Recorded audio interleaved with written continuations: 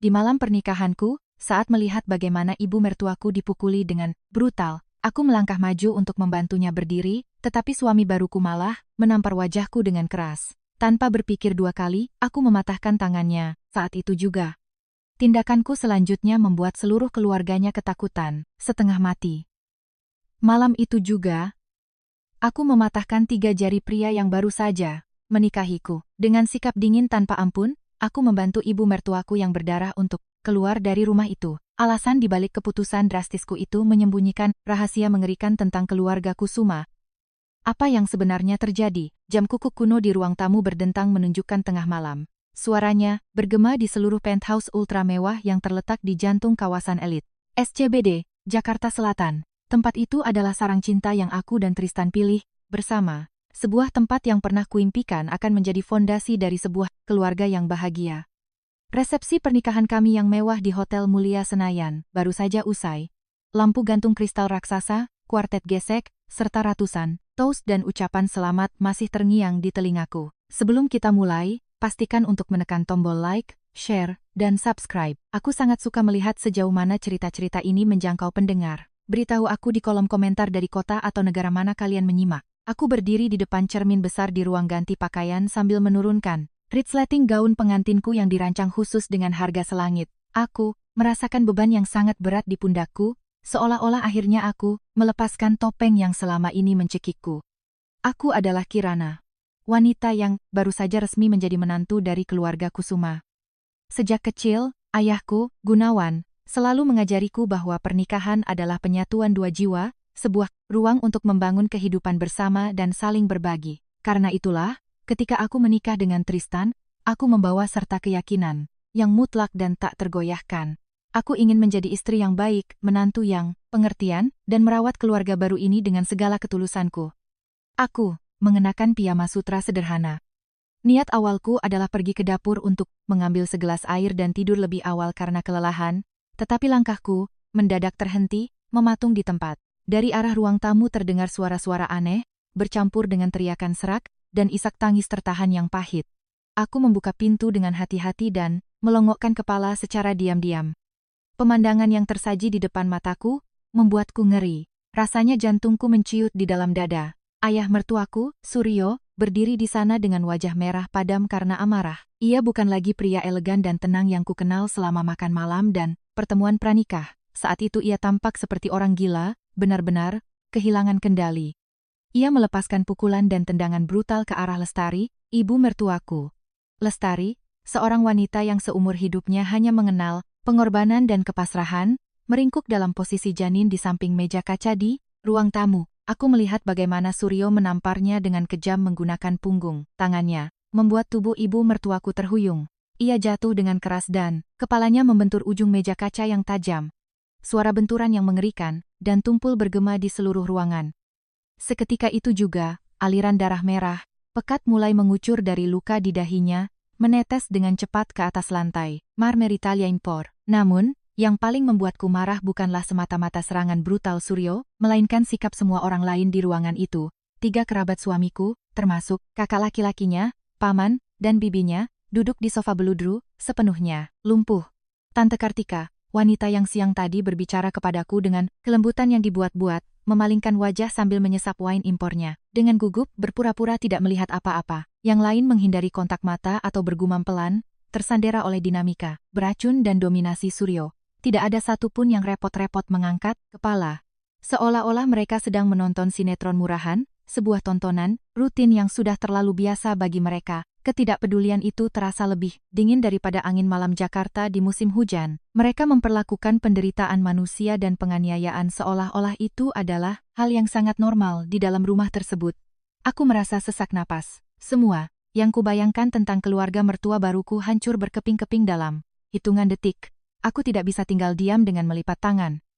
Meskipun aku tahu aku adalah orang baru di sana, rasa kemanusiaan dasarku tidak mengizinkanku melihat seorang wanita diperlakukan seperti itu, apalagi ibu mertuaku sendiri. Aku berlari keluar dari lorong dan bergegas menghampiri Lestari. Aku memegang bahunya dan mencoba membantunya berdiri. Darah yang mengucur dari dahinya mulai menodai tanganku. Darah itu hangat dan memiliki bau metalik yang kuat seperti tembaga.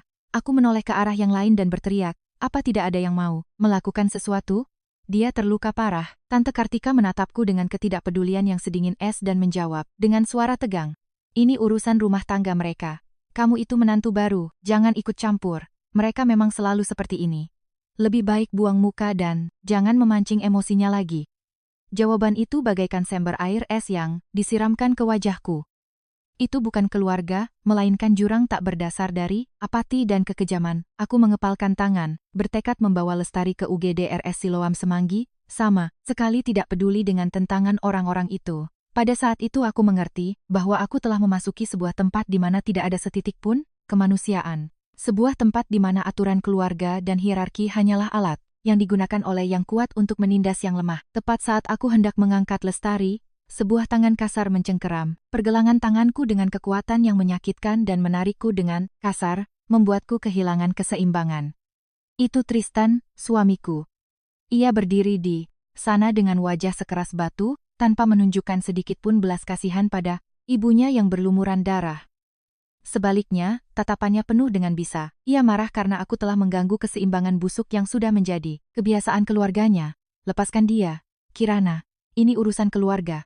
Kamu tidak punya hak untuk ikut campur, desis Tristan, suaranya tegang karena amarah. Aku menatap lurus ke matanya, berusaha tetap tenang meskipun darahku mendidih di dalam. Apa kamu tidak lihat ibumu kehabisan darah? Ini masalah kemanusiaan, dasar, bukan urusan pribadi keluargamu. Bahkan sebelum aku selesai menyelesaikan kalimatku, Tristan mengangkat tangannya dan menampar wajahku dengan sangat keras. Pukulan itu begitu kuat hingga kepalaku pusing dan rasa sakit yang panas menjalar di pipiku. Aku mematung, selama 1 detik. Aku tidak bisa memahami bahwa pria yang baru saja bertukar sumpah suci denganku di depan pelaminan mampu mengangkat tangannya hanya karena aku mencoba melakukan hal yang benar. Tristan melangkah maju dan menunjuk ke arahku dengan suara yang bergema dengan otoritas dingin seorang diktator yang memberi perintah. Ingat, di keluarga, Kusuma, aib keluarga diselesaikan di dalam rumah. Apa yang terjadi di antara orang tuaku bukan urusanmu. Jangan pikir hanya karena kamu istriku, kamu bisa datang ke sini dan menguliahi kami tentang moral. Kata-katanya bagaikan hukuman mati bagi kepolosanku. Aku sadar Tristan tidak ada bedanya dengan ayahnya. Mereka berbagi mentalitas yang persis sama, kekejaman yang sama yang disembunyikan di balik topeng kesopanan yang dibangun dengan hati-hati layaknya lulusan universitas elit. Dalam sepersekian detik, aku berhenti merasa takut atau mengasihani diriku sendiri. Kemarahan yang membara meledak di dalam diriku, lebih kuat dan lebih ganas dari sebelumnya. Ayahku telah mengajariku untuk tidak pernah menundukkan kepala pada ketidakadilan dan tirani. Aku tidak menahan diri, sementara Tristan terus mengibaskan jari telunjuknya yang menuduh di depan wajahku. Aku menggunakan seluruh kecepatan dan kekuatan yang kumiliki untuk mencengkeram tangan kanannya dengan cengkeraman besi. Tanpa ragu sedetik pun, aku membengkokkan 3 jarinya ke belakang dengan sekuat tenaga. Bunyi retakan tulang yang mengerikan bergema di seluruh penjuru penthouse yang tiba-tiba menjadi sunyi senyap itu. Tristan menjerit kesakitan. Itu adalah jeritan penderitaan dari seorang pria manja yang belum pernah merasakan sakit fisik yang nyata seumur hidupnya. Ia jatuh berlutut di atas marmer, memegangi tangannya yang hancur dan berubah bentuk. Wajahnya kehilangan warna saat keringat mulai membasahi dahinya. Kerabat yang duduk di sofa melompat berdiri, benar-benar syok. Beberapa dari mereka yang memegang iPhone menjatuhkannya ke samping dan menatapku seolah-olah mereka sedang berhadapan dengan orang gila, tapi aku tidak mundur. Aku menarik napas dalam-dalam dan suaraku bergema tajam dan mematikan di seluruh ruangan. Anggap ini pelajaran pertamamu. Aku bukan orang yang bisa kamu pukul. Aku bukan keset yang bisa kamu injak-injak sesukamu. Seluruh ruangan kembali sunyi senyap bak kuburan. Suryo berdiri di sana dengan rahang jatuh. Tangan yang baru saja akan ia angkat untuk menunjukku turun, perlahan, dan agresi kekerasan di matanya segera digantikan oleh ketakutan yang nyata. Mereka terbiasa mengintimidasi wanita-wanita lemah, wanita yang tidak berani membela diri, tetapi mereka belum pernah bertemu dengan orang sepertiku. Aku tidak akan tinggal diam, aku tidak akan tunduk. Aku berjongkok lagi dan melanjutkan membimbing Lestari. Ia gemetar hebat dan menatapku dengan campuran kejutan dan teror murni, tetapi juga dengan secercah kecil harapan yang tampaknya telah ia hilangkan puluhan tahun lalu. Tristan terus mengerang dan menggeliat kesakitan di lantai. Tidak ada yang berani mendekatinya. Mereka semua masih lumpuh total oleh apa yang baru saja terjadi. Aku melihat sekeliling, menatap tajam satu persatu wajah-wajah menyedihkan itu, sampai akhirnya mataku tertuju pada Suryo. Aku berbicara dengan ketegasan sebening kristal. Mulai sekarang, Ada yang mau menunjukku dengan jarinya lagi, karena jari yang patah berikutnya adalah miliknya. Suryo, pria yang selalu memproklamirkan dirinya sebagai patriark keluarga Kusuma, yang tak tersentuh, melangkah mundur. Keringat dingin muncul di dahinya. Kesombongan keluarga Kusuma runtuh dalam hitungan detik. Semua itu karena perlawanan seorang wanita yang mereka anggap keliru sebagai sosok yang penurut dan patuh. Aku tidak peduli apa yang akan mereka lakukan. Aku hanya tahu satu hal. Aku tidak akan membiarkan siapapun menyakiti ibu, mertuaku, dan aku tidak akan pernah membiarkan siapapun merendahkanku lagi. Keheningan menyelimuti penthouse mewah itu. Udaranya terasa sesak, tebal, dan mencekik. Rintihan kesakitan Tristan yang menyedihkan terus terdengar dari lantai, tajam, dan kelam. Kerabat suamiku tetap tak bergerak. Beberapa dari mereka pucat pasi, yang lain tergagap tanpa bisa membentuk satu kalimat pun yang utuh. Tante Kartika, yang beberapa menit sebelumnya begitu sombong dan merendahkan, kini berlindung di sudut dengan mata terpaku ke lantai, dan terlalu takut untuk menatapku langsung. Aku tahu persis apa yang mereka pikirkan. Mereka ketakutan. Mereka ngeri melihat bagaimana seorang wanita muda yang tampak rapuh bisa merespons dengan kekuatan yang begitu menghancurkan. Mereka lumpuh karena tatanan busuk yang telah mereka paksakan selama bertahun-tahun baru saja dihancurkan sepenuhnya. Di mata mereka, pada saat itu, aku bukan lagi pengantin yang pemalu. Aku adalah lawan yang menakutkan, ancaman langsung terhadap otoritas yang telah mereka bangun dengan susah payah di atas ketakutan orang lain. Aku membantu Lestari berdiri dengan hati-hati. Wajahnya bersimbah air mata, dan di sela-sela isak tangisnya ia bergumam, sayang, karena melakukan ini, mereka tidak akan membiarkanmu hidup tenang. Aku menyeka sisa darah dari dahinya dengan lembut dan menjawab dengan suara tegas namun penuh kasih. Jangan khawatirkan aku, Ibu. Tidak ada yang bisa menyentuhku. Sekarang juga kita pergi ke UGD. Aku tidak memedulikan tatapan menyelidik maupun kemarahan tertahan dari orang-orang di sekelilingku. Bagiku, pada saat itu, keselamatan Lestari adalah prioritas mutlak. Aku membimbingnya langsung menuju pintu utama tanpa menoleh, sekalipun ke arah para pengecut yang kebingungan itu. Suryo, yang masih terguncang oleh apa yang terjadi, tampaknya belum bisa mengatur napasnya. Ia hanya berdiri di sana menatap punggungku dengan tangan yang dimasukkan dalam-dalam ke saku celananya dan tubuh yang gemetar. Saat kami keluar dari apartemen, keributan di belakang kami akhirnya pecah. Terdengar bisik-bisik, makian, dan kutukan tertahan, tetapi aku tidak perlu mendengarnya. Pintu kayu ek yang berat tertutup dengan bunyi klik, memisahkan kami dari sarang ular berbisa yang beracun dan menyedihkan itu. Aku menemani Lestari ke lift pribadi dan menekan tombol menuju tempat parkir bawah tanah. Di dalam lift, Lestari masih gemetar dan berjuang untuk mengatur napasnya. Aku memeluknya untuk menenangkannya. Semuanya akan baik-baik saja, Ibu akan lihat. Aku membantunya masuk ke mobil Range Roverku dan langsung mengemudi menuju RS Siloam Semanggi. Sepanjang perjalanan aku tidak mengucapkan sepatah kata pun. Aku hanya fokus, mengemudi menyusuri jalanan Jakarta yang lengang. Kepalaku berputar dengan ribuan pertanyaan. Mengapa mereka memperlakukan satu sama lain seperti itu? Mengapa wanita ini harus menanggung penderitaan ini selama puluhan tahun? Dan bagaimana bisa hidupku berakhir dalam situasi seperti ini? Setibanya di UGD, tim medis spesialis trauma dengan cepat mengambil alih penanganan Lestari dan mulai mengevaluasinya. Aku menghela napas lega saat melihatnya didorong dengan berangkar menuju ruang perawatan agar dokter jaga bisa memeriksanya. Aku bersandar di dinding lorong yang terang benderang, dan gelombang kelelahan yang luar biasa mulai menguasaiku. Darah di tanganku sudah mengering, tetapi sensasi metalik seperti tembaga itu masih tersisa. Tepat pada saat itu, iPhone-ku bergetar. Itu nomor ayahku. Aku menjawab, dan suaraku mengkhianati sedikit getaran. Ayahku, Gunawan, segera menyadari dari nadaku bahwa sesuatu yang buruk telah terjadi. Suara beratnya terdengar panik. Kirana, ada apa? Kamu baru saja menikah. Kenapa kamu menelepon ayah jam segini? Aku tidak bisa menahannya lagi. Air mataku mulai jatuh. Akhirnya ku ceritakan padanya semua yang telah terjadi. Bagaimana ayah mertuaku memukuli ibu mertuaku dengan brutal, bagaimana Tristan menamparku, dan apa yang kulakukan untuk membela diri. Ku ceritakan semuanya dengan jelas, tanpa menyembunyikan satu detail pun. Saat aku selesai berbicara, ada keheningan yang menyesakkan di ujung telepon. Kemudian aku mendengar helaan napas yang panjang dan berat, syarat dengan kepedihan. Sayang, apa kamu terluka parah? Pertanyaan ayahku membuat pertahananku runtuh, dan aku mulai menangis terseduh-seduh. Aku menggelengkan kepala, meskipun ia tidak bisa melihatku. Aku baik-baik saja, ya, Aku cuma merasa sangat hancur melihat keadaan ibu mertuaku, Gunawan Hadiningrat, ayahku, selalu menjadi pria yang tenang namun sangat tegas. Ia berbicara kepadaku dengan suara yang teguh dan tak tergoyahkan. Kamu melakukan hal yang benar. Di keluarga kita tidak ada pengecut. Jika seorang pria berani mengangkat tangan kepadamu, kamu punya hak penuh untuk membela diri. Ayah akan mengurus ini. Kamu fokus saja merawat Lestari untuk saat ini. Ia menutup telepon. Aku merasakan gelombang kelegaan melintasi dadaku. Setidaknya aku tahu bahwa aku memiliki dukungan tanpa syarat dari keluargaku. Aku menatap langit-langit rumah, sakit sambil merencanakan langkah selanjutnya. Pernikahan ini telah berakhir di malam pertamanya, dan aku tidak akan pernah menginjakan kaki lagi di penthouse itu. Saat aku menunggu di lorong, teleponku kembali berdering. Kali ini dari kakekku. Eyang Sudirman adalah orang yang paling kuhormati di seluruh dunia.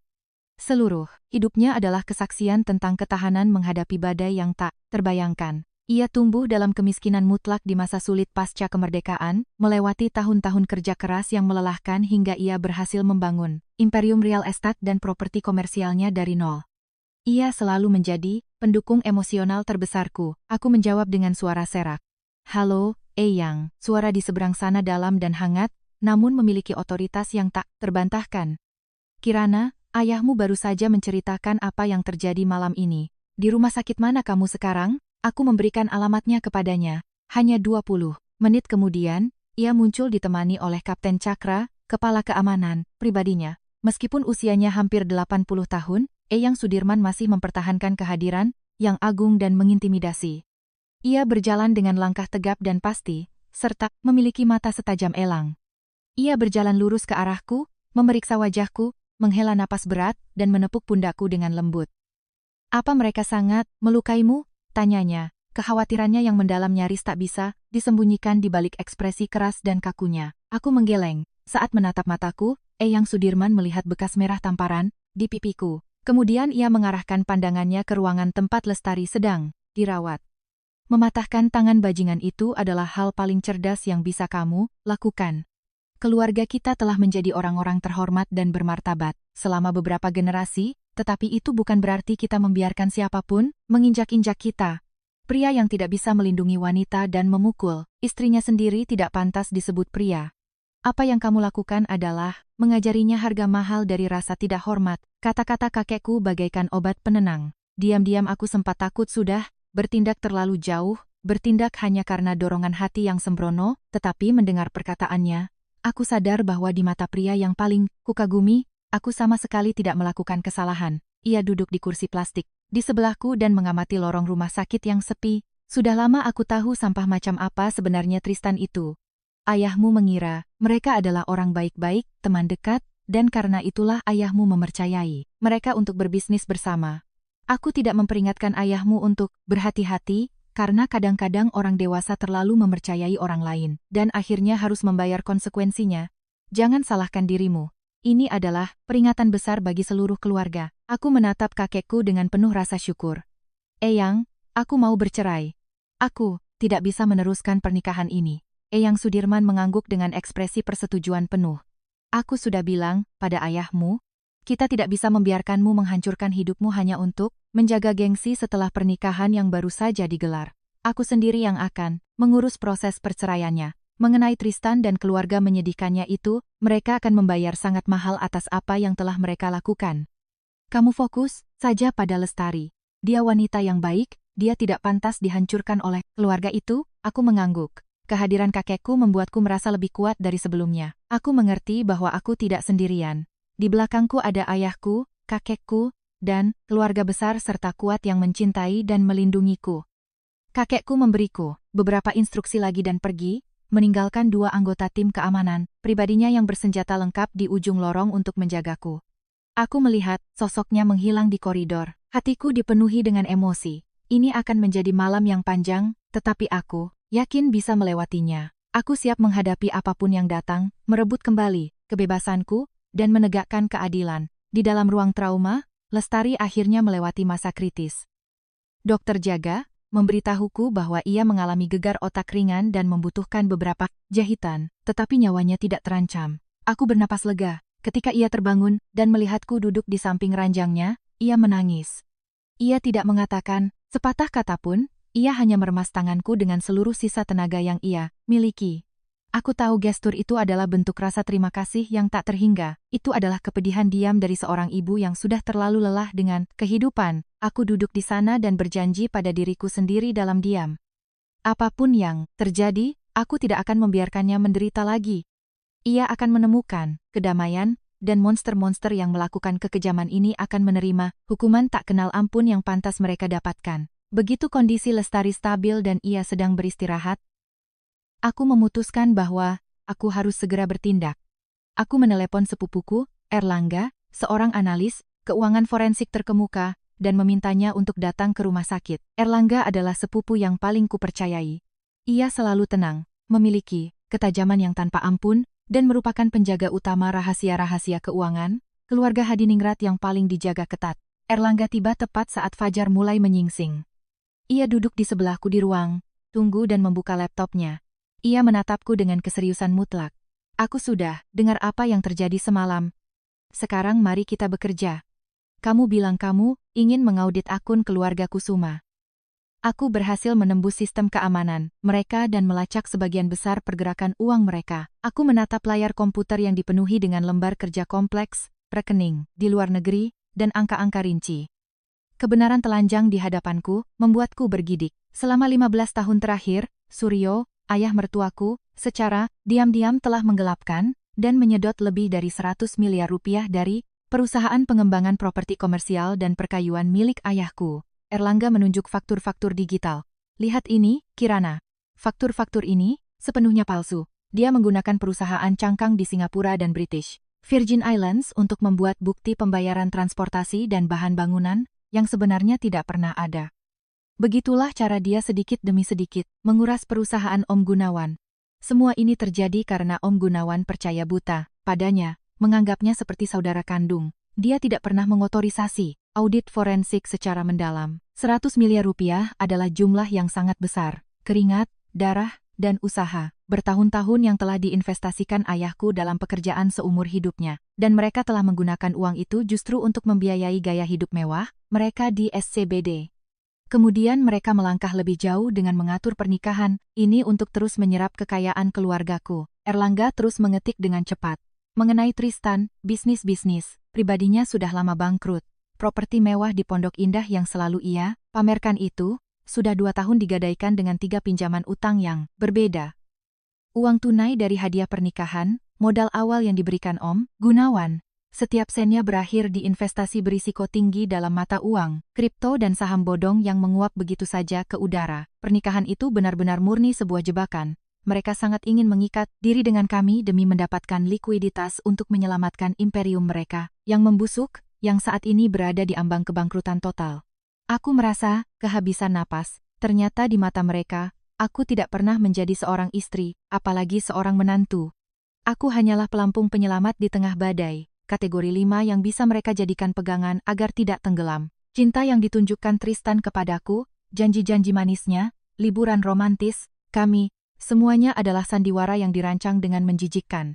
Ayahku, pria yang sangat menghargai loyalitas di atas segalanya, akan hancur lebur jika mengetahui kebenaran ini. Aku memutuskan tidak akan membiarkannya menghadapi pukulan mematikan ini sendirian. Erlangga, aku butuh bukti yang paling kuat dan tak terbantahkan yang bisa kita dapatkan. Kita harus membongkar semua ini. Erlangga mengangguk tanpa mengalihkan pandangan dari layar.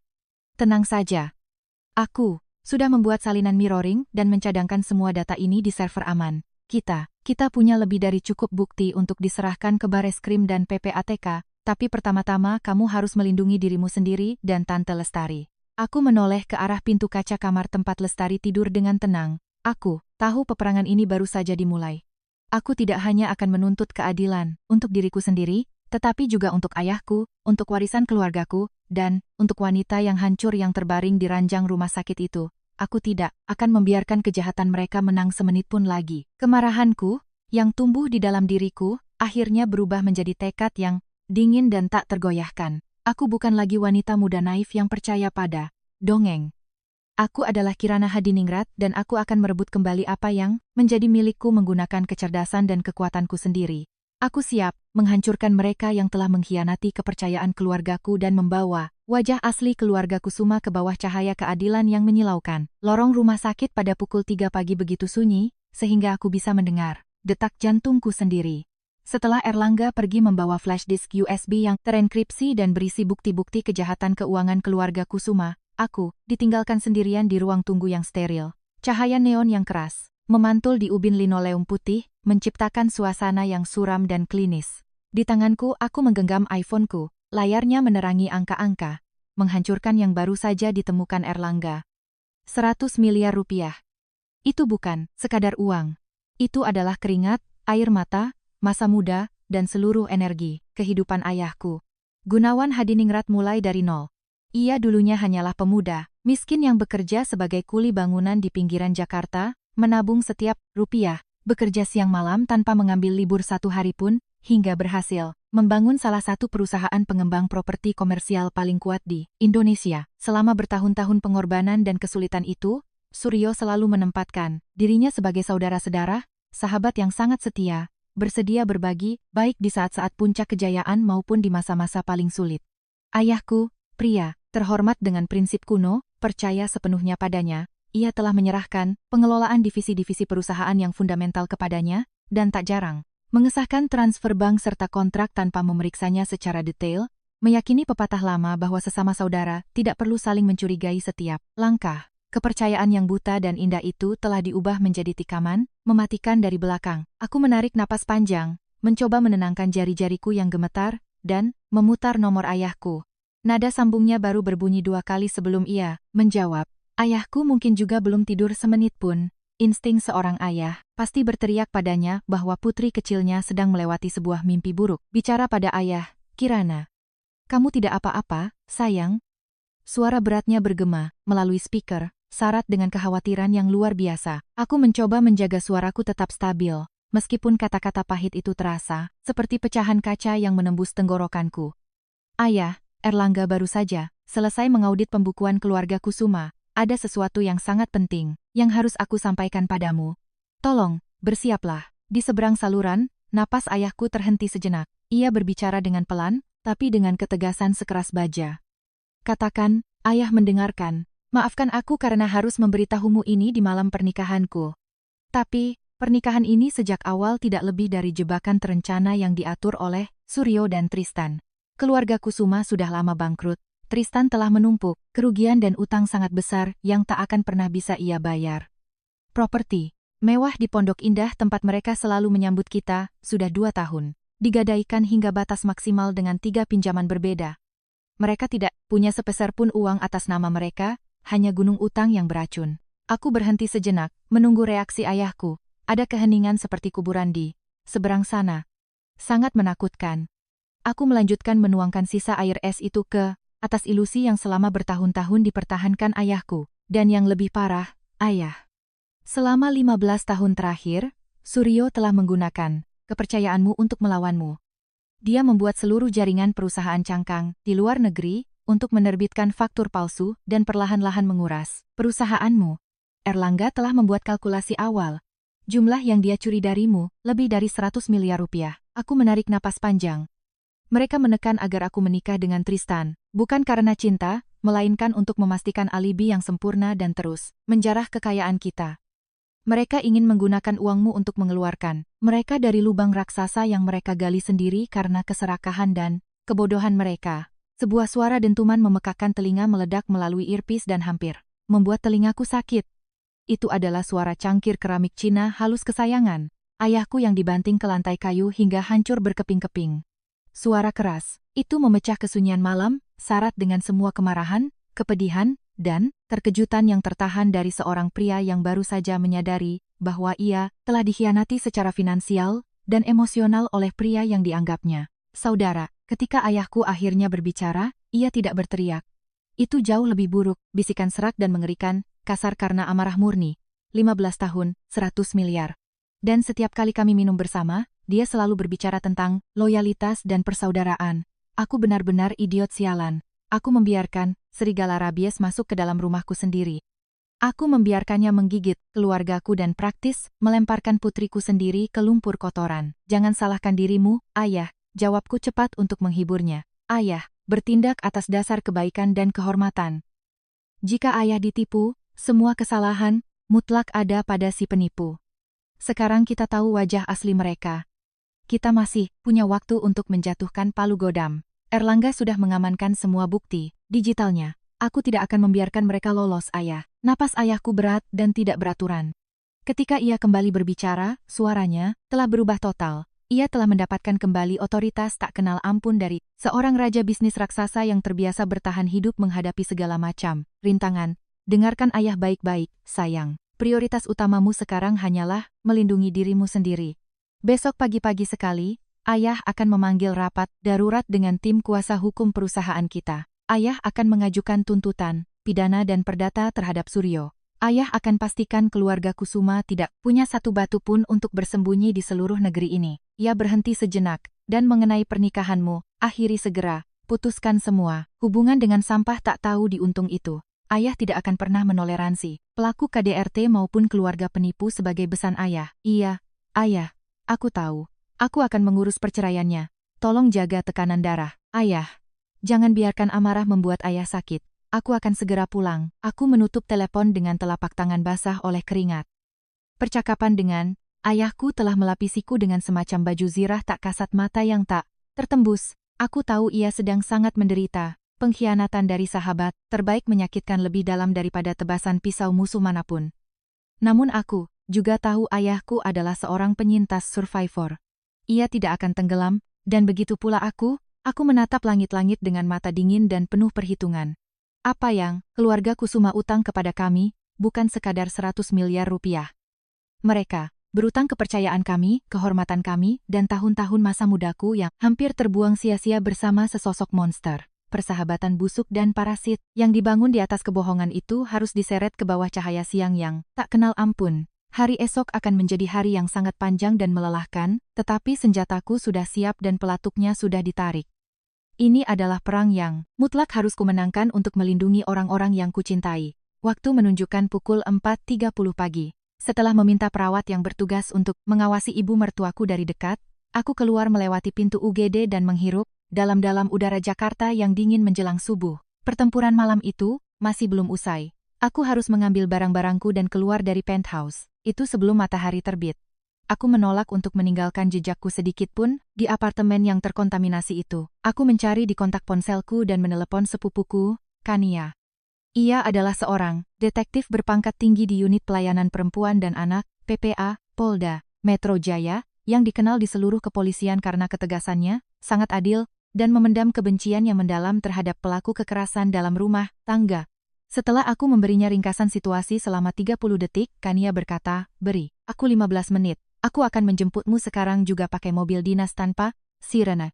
Tepat 15 menit kemudian, SUV polisi hitam besar tanpa tanda pengenal milik Kania mengerem mendadak di depan pintu masuk UGD. Kania turun dari kendaraan, berpakaian sipil dengan jaket taktis gelap dan celana jeans hitam, memancarkan aura mengintimidasi, dan matanya setajam pisau bedah.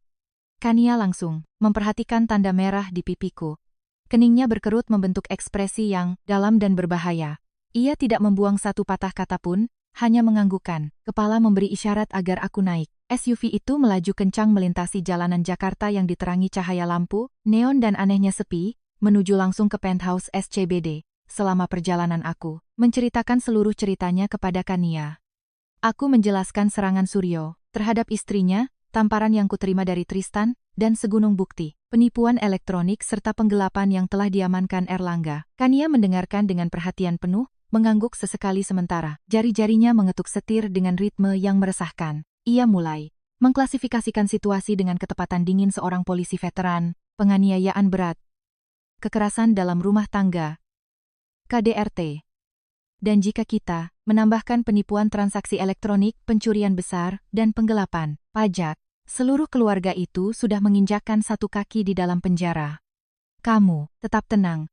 Malam ini aku adalah tamengmu. Tidak satu pun dari anak-anak kaya, manja itu yang akan berani mendekatimu selama aku ada di ruangan itu. Ketika akhirnya kami tiba di pintu penthouse, keheningan lorong itu memekakkan telinga. Aku memasukkan kunci ke dalam lubang kunci dan memutarnya dengan lembut. Lalu aku mendorong pintu yang berat itu dan masuk. Cahaya terang, benderang dari ruang tamu membutakanku sesaat. Bertentangan dengan dugaanku akan rumah yang gelap dan sunyi, ruang tamu itu penuh orang dan suasananya beracun dan kental. Suryo terkapar di sofa kulit bagian tengah, wajahnya berubah bentuk karena ekspresi kebencian mutlak. Di sisinya duduk Tante Kartika dengan mata terbelalak, menatap tajam ke arah pintu. Tristan tidak ada di sana. Mungkin mereka telah membawanya dengan cepat ke klinik bedah tulang swasta untuk merawat tangannya yang hancur. Namun, yang langsung menarik perhatianku adalah seorang pria tak dikenal. Itu adalah seorang pria berjas abu-abu buatan penjahit dengan kacamata berbingkai emas, duduk persis di depan Suryo. Di atas meja kaca terdapat tumpukan tebal, dokumen hukum yang tersusun rapi. Aku langsung mengenali pria itu. Itu pengacara Pramono, seorang pengacara pembela kelas atas yang tak kenal ampun, yang sering dipekerjakan oleh keluarga Kusuma untuk membuat masalah mereka menghilang. Begitu Tante Kartika melihatku masuk, ia menepuk pahanya dan berkata dengan nada sarkastis, "Wah, lihat siapa yang akhirnya memutuskan untuk menampakkan diri jam segini. Kamu sudah bikin kekacauan total. Kamu hancurkan tangan suamimu di malam pengantin, lari dari TKP, dan sekarang kamu punya muka badak untuk kembali dan menuntut bagian hartamu." Suryo memukul meja tengah dengan keras, melompat berdiri, dan menunjuk langsung ke arahku dengan suara penuh bisa. "Kirana, jangan pikir walau satu detik pun, bahwa saldo rekening bank keluargamu, berarti kamu bisa melakukan apapun yang kamu mau. Anakku sedang dioperasi darurat sekarang karena kamu mematahkan 3 jarinya. Dokter bedah bilang tulangnya hancur berkeping-keping. Dia bisa menderita kerusakan saraf permanen. Aku membawa pengacara Pramono malam ini untuk mendokumentasikan insiden ini secara resmi. Kamu telah melakukan tindak pidana penganiayaan berat. Kalau kamu tidak berlutut sekarang juga, minta maaf, dan menerima ganti rugi perdata miliaran rupiah atas kerusakan dan pencemaran nama baik terhadap keluarga ini, aku akan menyeretmu sampai ke Mahkamah Agung, dan memastikan kamu berakhir membusuk di penjara." Pengacara Pramono berdeham, membetulkan kacamata berbingkai emasnya, dan menatapku dengan nada profesional yang menjijikkan, namun sangat merendahkan. "Selamat malam, Kirana." Dari sudut pandang hukum yang ketat, dengan sengaja, mematahkan tangan Tristan merupakan kejahatan penganiayaan berat menurut Kitab Undang-Undang Hukum Pidana, KUHP. Terlebih lagi, niatmu akan menjadi faktor penentu. Keluarga Bapak Suryo memiliki beberapa saksi yang hadir di sini, siap memberikan kesaksian di bawah sumpah yang memberatkanmu. Ancaman pidana minimal untuk kejahatan semacam ini bukanlah lelucon. Saya sangat menyarankan agar Anda duduk. Kami siap merundingkan kompensasi finansial yang sangat masuk akal untuk menyelesaikan masalah ini secara kekeluargaan, menyelesaikannya di luar pengadilan, dan menghindari skandal media besar-besaran yang tanpa ragu akan menghancurkan reputasi kedua keluarga. Itu adalah pemerasan ala buku teks. Mereka telah menyiapkan jebakan yang rumit, menggunakan pemerasan emosional dan ancaman hukum palsu untuk mematahkan mentalku. Mereka benar-benar mengira aku adalah Kirana yang naif, terlindungi, tak berpengalaman, yang akan hancur lebur begitu mereka menyebut soal pengacara dan kemungkinan di penjara. Namun mereka salah besar. Mereka tidak tahu siapa yang berdiri di belakangku. Mereka juga tak paham senjata mematikan apa yang kini kubawa di dalam sakuku. Sebelum aku bisa merumuskan satu jawaban pun, Detektif Kania keluar dari bayang-bayang lorong masuk. Ia memposisikan dirinya tepat di tengah ruang tamu, dengan ketenangan yang menakutkan, melipat tangan di dada, dan menyapu setiap wajah di ruangan itu secara perlahan dengan tatapan sedingin es. Akhirnya ia menancapkan pandangannya pada sang pengacara dan mengukir senyum yang syarat akan penghinaan mutlak. Ia perlahan mengeluarkan buku catatan kecil dari kulit yang sudah usang dari saku jaket taktisnya. Ia membalik beberapa halaman dan mulai berbicara. Suaranya tidak keras, tetapi memiliki ketajaman baja yang bergema memantul di langit-langit yang tinggi. Ketegangan di ruangan itu langsung meningkat. Ancaman, Suryo dan pengacaranya masih menggantung di udara, tetapi Kania terlihat sama, terintimidasinya seperti seekor singa yang dihadapkan pada rusa yang terluka. Ia melangkah maju ke arah meja, kehadirannya saja sudah menghancurkan pria-pria yang mencoba bersikap tangguh itu. "Selamat malam, pengacara," mulai Kania, dengan nada ringan namun mematikan. "Anda banyak bicara tentang KUHP, tapi sepertinya Anda bolos ujian akhir hukum pidana, atau Anda sengaja mengabaikan pembelaan mendasar dengan satu-satunya tujuan untuk mengintimidasi seorang wanita muda yang baru saja menjadi korban penyerangan." Pengacara Pramono mengerjap beberapa kali, namun mencoba membusungkan dada dan mempertahankan sikap menantangnya. Dan siapa Anda sebenarnya, masuk ke kediaman, pribadi dan meninggikan suara? Kami sedang memediasi perselisihan keluarga, secara privat. Pihak luar tidak punya yurisdiksi sama sekali di sini. Kania dengan tenang memindahkan tangannya ke sabuknya, melepaskan lencana emas. Kepolisian RI, Polda Metro Jaya, nya, dan menjatuhkannya dengan suara keras ke atas meja kaca, tepat di atas dokumen hukum Pramono. Bunyi logam yang keras itu membuat Tante Kartika terperanjat dengan sangat hebat hingga ia nyaris jatuh ke belakang di atas sofa. Saya Detektif Kania Hadiningrat dari Unit Pelayanan Perempuan dan Anak, PPA, Polda Metro Jaya. Deklarasinya seraya mencondongkan tubuh ke atas meja. Sekarang, pertimbangkan apakah saya punya yurisdiksi yang cukup untuk campur tangan. Pengacara. Wajah pengacara Pramono mengalami transformasi radikal. Seluruh kesombongannya lenyap seketika, digantikan oleh kepanikan mendalam yang terlihat sangat jelas. Suryo pun menjadi bisu total. Ia menelan ludah hingga terdengar suaranya, sementara matanya terbuka lebar, dipenuhi teror murni. Kania tidak memberi mereka waktu sedetik pun untuk mengatur napas. Ia melanjutkan serangannya. Kalian mau bicara soal penganiayaan berat? Mari kita bahas. Pasal pidana apa yang menurut Anda cocok untuk seorang pria yang memukuli istrinya sendiri dengan begitu brutal hingga wanita itu butuh jahitan darurat di UGD RS Siloam? Atau seorang suami yang menampar wajah istri barunya di malam pengantin? Anda tahu Undang-Undang Penghapusan KDRT? UU PKDRT?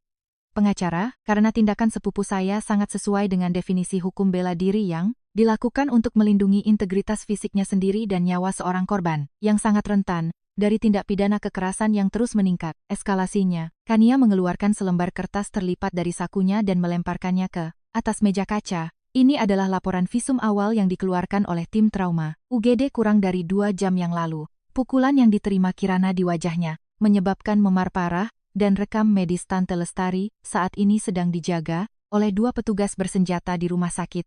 Anda benar-benar berpikir, saksi-saksi Anda segerombolan pengecut yang duduk minum wine sambil melihat seorang wanita dipukuli secara brutal bakal bertahan di pengadilan? Kami punya bukti medis yang tak terbantahkan, lengkap dengan cap waktunya. Pengacara itu mulai terbata-bata dan berkeringat. Patah tulang ganda di tangan. Klien saya sudah didokumentasikan. Keparahan lukanya dengan mudah melebihi ambang batas yang diperlukan penyidik untuk menetapkannya sebagai tersangka. Kania tertawa pendek yang membekukan. Silakan, pergi saja langsung ke kantor polisi dan buat laporannya. Tapi saya jamin, sebelum Kirana bahkan harus memberikan berita acara pemeriksaan, BAP, mengenai tindakan bela dirinya, saya sendiri yang akan menandatangani surat perintah penangkapan untuk Tristan dan Suryo Kusuma atas penganiayaan dan KDRT berat. Anda pikir hukum itu seperti tanah liat yang bisa Anda bentuk sesuai dengan strategi pemerasan Anda? Jangan pernah lagi menggunakan lisensi pengacara Anda untuk mengancam korban, ketika klien Anda sendiri adalah penjahat paling berbahaya di seluruh kawasan ini. Setiap kata dari Kania jatuh bak godam menimpa keluarga Kusuma. Tante Kartika, yang tidak berhenti bicara sepanjang malam, kini diam 1000 bahasa, meringkuk di ujung sofa yang paling jauh, dan benar-benar ketakutan bahkan untuk bernapas. Pengacara Pramono mulai dengan panik memasukkan kembali dokumen-dokumennya ke dalam tas kerjanya sambil bergumam gugup. Saya harus meninjau informasi baru ini secara tertutup dengan klien saya. Jelas telah terjadi kesalahpahaman yang parah mengenai peristiwa malam ini. Dengan kalimat itu, ia memberikan anggukan kaku yang cepat dan praktis. Berlari menuju pintu depan, meninggalkan Suryo sepenuhnya sendirian di tengah kekacauan yang ia ciptakan sendiri. Suryo, setelah kehilangan pilar pertahanan terakhirnya, mulai gemetar tak terkendali. Ia menatap Kania lalu menatapku, memaksakan senyuman yang menjijikkan dan aneh, mengubah sikapnya 180 derajat. Yah, detektif, jangan terlalu terbawa emosi. Anda tahu bagaimana hal-hal seperti ini. Aib keluarga diselesaikan di rumah. Tristan memang agak emosional, dan aku tadi kebanyakan minum whisky. Tanganku tidak sengaja kelewatan batas pada istriku dan... Yah, Kirana mematahkan tangan anakku. Katakanlah kita impas, kita ini keluarga. Tidak ada alasan untuk melibatkan polisi atau pengadilan. Keluarga. Maaf, keluarga, aku melangkah maju dan berdiri di samping Kania. Aku menatap tajam langsung ke mata pria yang baru beberapa jam lalu kupanggil ayah. Kini, saat menatapnya, aku hanya melihat seorang pengecut yang menyedihkan dan memohon. Otoritas luar. Biasa Kania telah mencabut paksa topeng kekuasaan keluarga itu, menelanjangi sifat asli mereka. Mereka adalah penyiksa yang kencing di celana ketakutan, begitu merasakan beratnya hukum yang sebenarnya. Aku tahu ini adalah momen yang tepat untuk memberikan pukulan mematikan. Aku merogoh saku mantelku dan menggenggam iPhone-ku, yang berisi kebenaran brutal, dan tak terbantahkan yang mampu meledakkan imperium kusuma dari fondasinya. Aku berjalan lurus ke meja kaca, di samping tumpahan wine. Aku meletakkan ponselku, dengan layar menghadap ke atas. Layar itu menyala dan menampilkan sebuah PDF berenkripsi tinggi, penuh dengan mutasi bank yang ditandai merah, nomor rekening luar negeri, dan tanda tangan yang dipalsukan. Cahaya dari layar menerangi wajah Suryo, yang dengan cepat mulai memucat. Kau benar, Suryo. Tidak ada alasan untuk memperbesar masalah ini jika kau kooperatif, mulaimu dengan suara sedingin es dan sepenuhnya tanpa sedikit pun rasa hormat atau kasih sayang. Tapi sayangnya, masalahmu ternyata jauh lebih besar daripada beberapa tamparan dan jari yang patah. Suryo menyipitkan matanya dan mencondongkan tubuh untuk melihat layar. Apa ini, permainan sakit jiwa macam apa yang sedang kamu mainkan sekarang? Aku dengan tenang menggulir layarnya ke bawah, dan mengetuk sederet angka yang ditandai merah dengan kukuku yang dihias sempurna. Ini adalah catatan transfer bank dari 13 perusahaan cangkang yang kamu daftarkan menggunakan nama nomine di Singapura. Perusahaan-perusahaan yang satu-satunya tujuannya adalah mengeluarkan faktur bodong untuk menguras perusahaan pengembang komersial ayahku. Aku terus menggulir layar.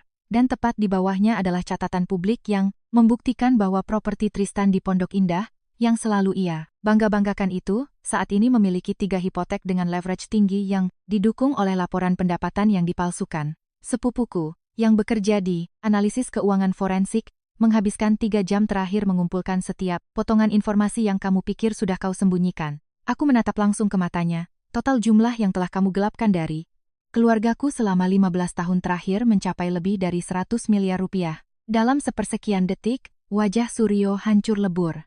Matanya seperti mau melompat keluar dari rongganya. Bibirnya bergetar hebat dan butiran-butiran keringat dingin mulai bermunculan di atas dahinya yang berkerut. Kakinya tak lagi bisa menopang tubuhnya. Ia mundur terhuyung-huyung dan jatuh dengan berat ke atas sofa kulit. Napasnya yang tersengal-sengal dan dangkal adalah satu-satunya suara di ruangan itu. Terdengar persis seperti binatang yang terperangkap dalam jebakan baja. Tante Kartika sama sekali tidak mengerti soal keuangan tingkat tinggi, tetapi melihat bagaimana kakaknya pria yang selalu tampak tak tersentuh ambruk secara fisik, ia memahami semua yang perlu ia ketahui. Ia menutup mulut dengan kedua tangannya dan menatapku ketakutan, seolah-olah aku adalah sang malaikat maut itu sendiri. Kamu berbohong. Itu sungguh mustahil. Racau Suryo dalam upaya menyedihkan untuk menyangkalnya, tetapi buku-buku jarinya yang memutih karena mencengkeram erat sandaran tangan sofa mengkhianati kepanikan yang sedang menghancurkan dirinya dari dalam. Kamu bisa berbohong semaumu, Suryo, tapi catatan transaksi PPATK dan bank tidak pernah berbohong, potongku dengan kasar. Ayahku menganggapmu sebagai saudaranya. Dia mempercayakan warisannya padamu, dan kau bahkan tidak ragu sedetik pun sebelum menghancurkan perusahaannya dari dalam. Lalu kau menggunakan uang hasil curianmu itu untuk mengatur pernikahan sandiwara ini demi menjaga kapalmu yang tenggelam agar tetap mengapung. Kekejaman dan kepengecutanmu telah melewati batas yang bahkan tak pernah ku ketahui keberadaannya. Kania, yang berdiri dengan tangan bersedekap, melepaskan pukulan terakhir. Penipuan elektronik, pencurian besar tingkat pertama, penggelapan perusahaan, dan penggelapan pajak. Anda beroperasi selayaknya organisasi kejahatan. Jika file ini sampai ke meja Direktorat Tindak Pidana Ekonomi Khusus Bareskrim Polri, Anda sedang berbicara tentang ancaman hukuman penjara minimal 15 hingga 20 tahun. Dan Anda bukan pria muda lagi, Suryo. Suryo hancur sepenuhnya. Seumur hidup arogansi dan superioritas klub elit swasta telah berubah menjadi debu. Ia memegangi kepalanya dengan kedua tangan dan mulai menggumamkan kalimat-kalimat patah yang tak teratur, tidak mampu bahkan sekadar menatap kami. Aku tahu momen penentuannya telah tiba. Aku mengambil ponselku dari meja, berdiri tegak, dan mengucapkan ultimatumku dengan kejelasan yang absolut. Dengarkan aku baik-baik, aku memberimu 2 syarat. Aku mengangkat 1 jari. Pertama, besok pagi, tepat jam 9, Tristan harus berada di kantor firma hukum Hadiningrat di Menara Astra Sudirman untuk menandatangani perjanjian perpisahan dan cerai gugat atas kesepakatan bersama. Tanpa tuntutan harta gono gini, tanpa pembagian aset dan tanpa perdebatan. Kita akan berpisah sepenuhnya tanpa ikatan, apapun. Aku mengangkat jari kedua. Kedua, kau punya waktu tepat 30 hari untuk melikuidasi apapun yang perlu kau jual, dan mengembalikan hingga sen terakhir dari uang 100 miliar yang kau curi dari keluargaku. Kurang 1 perak pun tidak boleh. Suaraku berubah semakin dingin. Jika kau tidak memenuhi salah satu saja dari syarat ini, file terenkripsi ini akan langsung masuk ke Bareskrim dan KPK.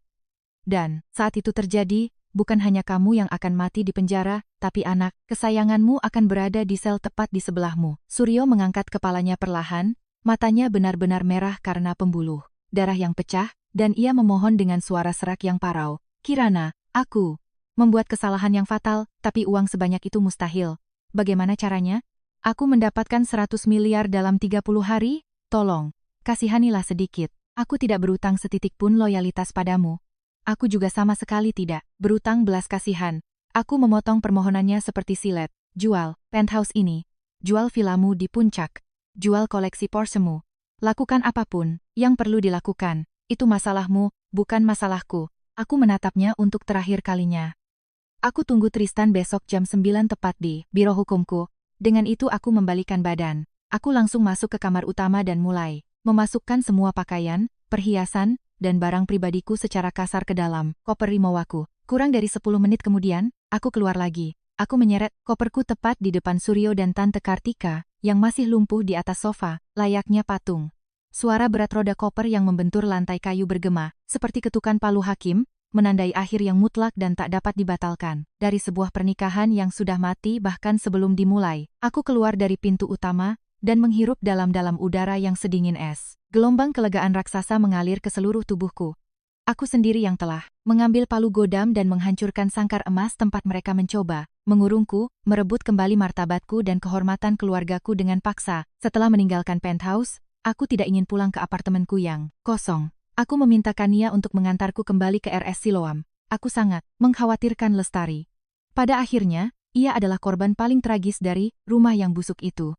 Ia adalah seorang wanita yang telah menanggung 3 dekade, penyiksaan fisik dan psikologis tanpa henti. Matahari baru saja mulai mengintip dari balik gedung-gedung Jakarta.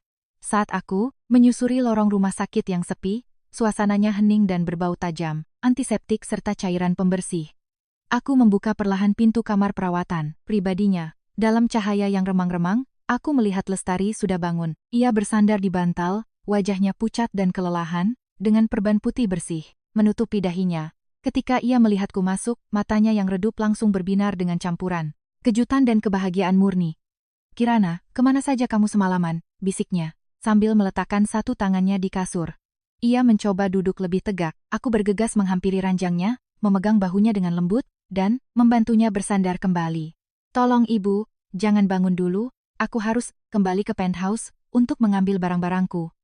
Bagaimana perasaan ibu? Apa kepalanya masih sangat sakit? Lestari menggelengkan kepalanya dengan lembut sementara air mata mulai menggenang di matanya. Ibu baik-baik saja sayang. Ibu menghabiskan seumur hidup ibu terbiasa dengan pukulan. Ini bukan apa-apa. Tapi, bagaimana denganmu? Setelah apa yang kamu lakukan pada Tristan semalam, Suryo tidak akan membiarkannya begitu saja. Apa mereka melukaimu? Aku memberinya senyuman yang hangat dan menenangkan sambil menggenggam kedua tangannya yang kurus dan kasar. Jangan khawatirkan aku sedetik pun. Aku sudah membereskan semuanya. Pria itu tidak akan pernah berani mengangkat tangannya padaku lagi. Tiba-tiba, Lestari dengan hati-hati mengulurkan tangannya ke meja nakas yang bisa digeser di samping tempat tidur dan menarik sebuah kantong kertas termal kecil. Ia membukanya dan mengeluarkan bungkusan yang dibalut aluminium foil. Aroma lezat yang sangat familiar segera memenuhi ruangan steril itu. Itu adalah roti lapis panggang hangat dengan smoked beef, telur, dan keju yang meleleh. Kantin rumah sakit baru buka jam 6. Ibu memohon pada perawat malam agar mau berbaik hati turun membelikanmu roti panggang hangat untuk sarapan. Makanlah, selagi masih panas. Kamu sudah berjuang sepanjang malam. Kamu pasti sangat kelelahan dan kelaparan, kata Lestari dengan tatapan penuh kelembutan dan kasih sayang keibuan. Aku menatap bungkusan aluminium yang masih mengepul itu dan merasakan gumpalan besar menyumbat tenggorokanku. Wanita ini telah menghabiskan lebih dari 30 tahun. Hidupnya dihina, direndahkan, dan dipukuli oleh suaminya dan oleh keluarga. Mengerikan itu. Namun ia masih menyimpan hati dengan kemurnian dan kebaikan yang tak terbayangkan. Meskipun sedang terluka dan dengan banyak jahitan di ranjang rumah sakit, kekhawatiran terbesarnya adalah perut kosong menantunya yang baru 24 jam menjadi bagian dari keluarganya. Aku mengambil roti lapis yang ia tawarkan dan menggigitnya. Rasa hangat, gurih, dan menenangkan dari keju yang meleleh dan smoked beef menyentuh lidahku.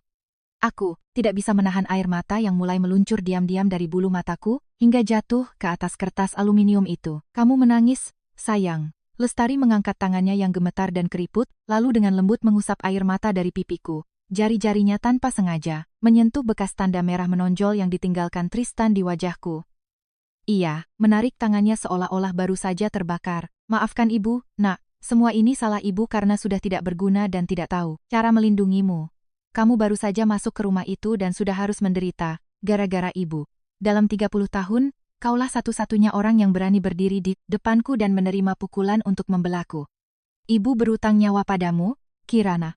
Aku meletakkan roti itu di atas meja, memegang erat kedua tangan Lestari, dan menatap lurus ke matanya. Ibu sama sekali tidak bersalah. Satu-satunya yang bersalah adalah mereka dan kejahatan absolut mereka. Aku menarik napas panjang. Ibu, aku sudah mengambil keputusan akhirku. Jam 9 pagi ini, aku akan memaksa Tristan untuk menandatangani perjanjian perceraian yang mengikat di kantor pengacaraku. Aku tidak bisa terus hidup dengan keluarga itu. Aku sangat minta maaf karena tidak bisa menjadi menantu yang ibu harapkan. Mendengar kata perceraian, Lestari sama sekali tidak terlihat terkejut atau mencoba berdebat denganku. Sebaliknya, matanya yang lelah bersinar dengan kekuatan yang tak biasa dan ganas. Ia meremas tanganku dengan kuat. Kamu melakukan hal yang sangat tepat. Ibu mengubur masa muda ibu, impian, dan harapan ibu di neraka itu karena kepasrahan dan kepengecutan murni. Ibu menolak, membiarkanmu melakukan kesalahan yang sama. Kamu masih muda, cantik, dan cerdas. Kamu berhak mendapatkan hidup yang luar biasa, hidup di mana kamu dihargai, dihormati, dan dicintai dengan tulus. Matanya berkaca-kaca. Larilah sejauh mungkin dari keluarga itu dan jangan hiraukan ibu. Ibu sudah tua, tidak penting lagi apa yang terjadi pada ibu. Mengetahui bahwa kamu berhasil lolos dengan selamat sudah memberi ibu kedamaian. Ia berhenti sejenak dan mengelus tanganku. Kadang-kadang, cinta, seorang ibu tidak membutuhkan setitik pun kesamaan darah. Pemahaman dan dukungan tanpa syarat Lestari di kamar rumah sakit itu adalah hadiah terbesar yang bisa kuterima. Aku berjanji pada diriku sendiri saat itu, juga bahwa meskipun secara hukum aku memutuskan semua ikatanku dengan Tristan, aku tidak akan pernah menelantarkan wanita cantik ini. Aku akan memindahkan gunung dan lautan untuk menariknya keluar dari jurang gelap pelecehan itu dan membantunya menemukan kedamaian yang sangat pantas ia dapatkan selama sisa hidupnya. Aku tidak akan pernah melupakan roti lapis sarapan sederhana itu, maupun cinta mendalam yang diwakilinya. Pagi harinya, langit di atas kawasan Sudirman Tamrin Jakarta sangat cerah dan biru. Sinar mentari pagi yang terang menyusup di antara gedung-gedung pencakar, langit berlapis kaca dan menerangi jalanan yang mulai padat. Irama kota yang kacau dan tak kenal ampun mulai terbangun. Taksi-taksi yang membunyikan klakson, kerumunan pekerja kantoran yang bergegas menuju tempat kerja mereka dengan gelas kopi kertas di tangan. Pemandangan sehari-hari yang agresif dan normal itu sangat kontras dengan badai yang masih mengamuk di dalam dadaku. Aku sudah menunggu sejak pukul 8.30 pagi di ruang pertemuan elegan berlapis, panel kayu jati di firma hukum perusahaanku. Aku mengenakan setelan celana biru, dongker yang dijahit sempurna. Rambutku diikat rapi ke belakang dengan gaya elegan, dan aku memakai riasan secukupnya, hanya untuk menutupi memar-samar di pipiku. Aku ingin tampil dengan sikap yang paling mengintimidasi dan tak tergoyahkan untuk menembakkan peluru terakhir pada mimpi buruk ini. Tepat pukul 9.05 pagi, sebuah mobil hitam bersopir berhenti di depan pintu masuk kaca gedung tersebut. Akhirnya, pintu kayu ek tebal ruang rapat terbuka. Hal pertama yang kulihat adalah sosok menyedihkan Tristan, yang masih berusaha mati-matian untuk berpura-pura arogan. Seluruh tangan kanan dan lengan bawahnya tertutup gips putih besar, bengkak seperti sarung tinju, dan ditopang kuat di dadanya oleh arm sling medis biru tua. Tepat di belakangnya ada Suryo dan Tante Kartika, keduanya dengan wajah murung dan tatapan penuh bisa, bertingkah seolah-olah merekalah korban tak bersalah dari suatu ketidakadilan kosmis yang besar. Mereka masuk ke dalam ruangan dengan sepatu kulit mahal yang berderap di lantai kayu, masih memproyeksikan kesombongan kosong dari keluarga mereka. Melihatku duduk dengan tenang di ujung meja kaca raksasa ruang rapat itu, Tristan mengangkat dagunya dan menatapku dengan tatapan penuh kebencian serta rasa superioritas yang sama sekali tidak pantas. Ia berjalan perlahan ke arahku, dengan susah payah, menggunakan tangan kirinya yang sehat untuk menarik kursi. Ia duduk dengan helaan napas dramatis. Suryo dan Kartika berdiri kaku di kedua sisinya, membentuk tameng manusia menyedihkan yang bertujuan mengintimidasiku. Aku tidak berkedip sedikit pun. Aku merogoh tas kerjaku dari kulit, mengeluarkan draft final, perjanjian perpisahan dan perceraian, dan menggesernya di atas permukaan meja kaca yang licin, tepat di sebelah pulpen Mont Blanc yang berat. Aku langsung pada intinya. Aku tidak akan membuang sedetik pun sisa oksigen dengan parasit-parasit ini. Tristan, perjanjiannya sudah final. Klausul-klausulnya sepenuhnya tidak dapat ditarik kembali. Tidak ada harta bersama, Gonogini, yang harus dibagi. Kita tidak punya anak dan tidak punya utang bersama. Yang harus kamu lakukan hanyalah tanda tangan di garis yang disediakan, dan pengacaraku akan mendaftarkan cerai. Gugat ini ke pengadilan agama atau pengadilan negeri siang ini juga. Mulai hari ini, kita sama sekali tidak punya urusan apa-apa lagi satu sama lain. Tristan nyaris tidak melirik tumpukan tebal dokumen hukum itu. Ia mengangkat pandangannya kepadaku dan bibirnya melengkung membentuk senyuman arogan yang menjijikkan. Ia sama sekali tidak bergerak untuk mengambil pulpen itu. Sebaliknya, ia bersandar di kursi kulit ergonomis, mulai mengetukkan kakinya ke lantai secara berirama, dan berbicara dengan nada hidung yang serakah. Kirana, apa kamu benar-benar berpikir hidup ini sesederhana mencoretkan tanda tangan di atas kertas? Lihat lenganku. Kamu menghancurkan 3 jari tangan dominanku. Dokter bedah ortopedi bilang tulangku hancur berkeping-keping. Bahkan, setelah sembuh pun, aku akan mengalami kerusakan saraf permanen. Mungkin aku takkan pernah pulih 100%.